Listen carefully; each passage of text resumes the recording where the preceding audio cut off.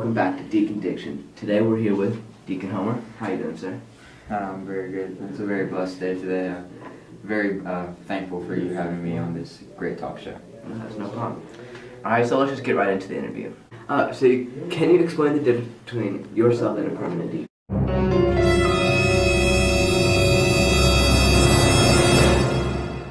Well, as myself, I'm a transitional deacon.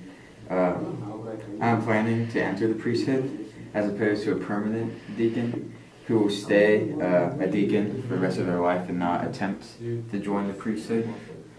A married deacon may become a permanent deacon, as he cannot become a priest, but I, a transitional deacon, can try to become a priest later, as long as I pledge my chastity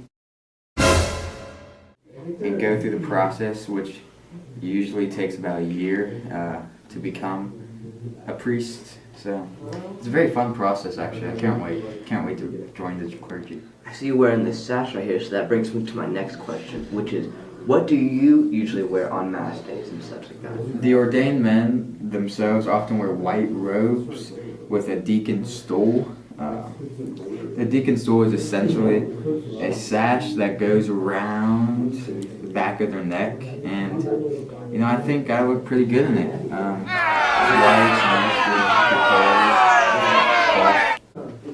So one question that we usually ask all of our deacons here is, when did you realize that you wanted to become a priest and join into the priesthood? I decided I wanted to become a priest when I was in high school, around high school, sophomore, junior year. I was on vacation with a few of my friends, and since I was a man of God, I did not participate in any of the activities that they were doing, if you catch my drift. And I remember one night, they were all really intoxicated, and I started to preach about the Word of God, and I didn't really have to think about what I had to say. I just rolled off the tongue, and I realized that God gave me a special gift, and I should use that gift to preach to other people.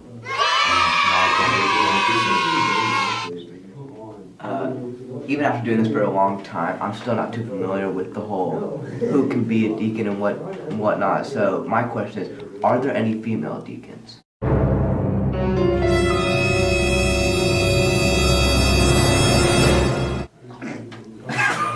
Are there any female priests? I have a question for you now. Are there any female priests? The answer is no. There's not a female priest. If you can't be a female priest, what's the point of being a female transitional deacon?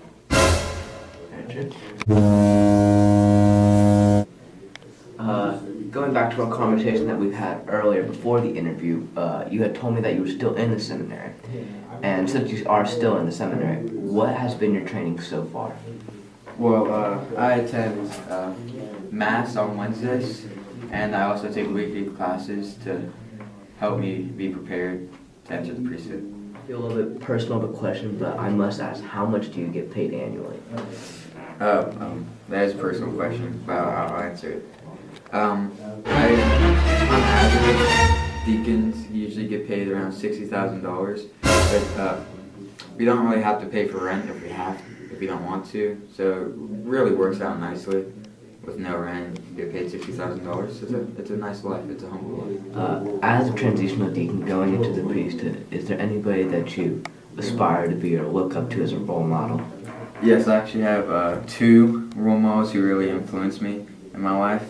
I had Father Johnson, who really influenced me. At my time at Straight Jesuit, he really helped me find God.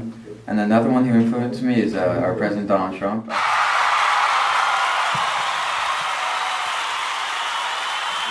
Love how his speeches were so emotional and so. I'm gonna have to stop you right there. So powerful. I don't exactly think that Donald Trump would be a very good aspiring role model. What you say about Donald Trump?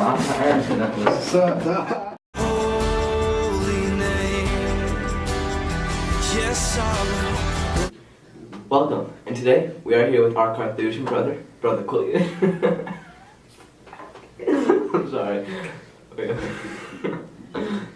How are you today, Brother Cletus? Am I allowed to talk to you? This is a part of the hermitage after all. So, quick question. What exactly do Carthusian brothers do? So, not to be confused with the KKK, but we do wear robes with pointy white hoods. It is quite the tragedy. Alright. So I noticed that you seem to be a man of few words. Is there a reason behind this? Yes, the Carthusian order believes that silence and reverence is the best way to get closer to God. Self-recollection during work makes a contemplative out of a brother. Next question.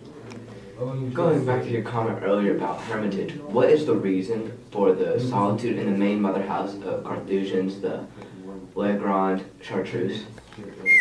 Well, considering La Grande Chartreuse translates to into great silence, there is a reason. We stay attentive to only God, and we have a prior who gives us information on important things. So things like the election.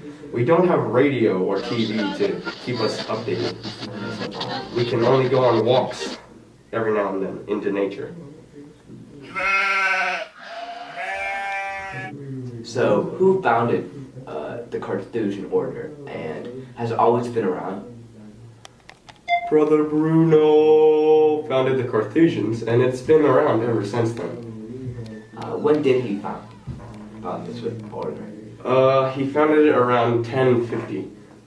So he was born in 1024 in Cologne, in a somewhat of a sketchy area, and there were so many distractions around him, and he would join the clergy, so he decided he was going to go to the bishop and start his own clergy.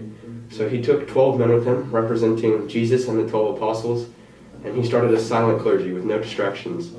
And their robes and garb don't have any markings, as you can see, to represent ranking. So they were all equals in this clergy.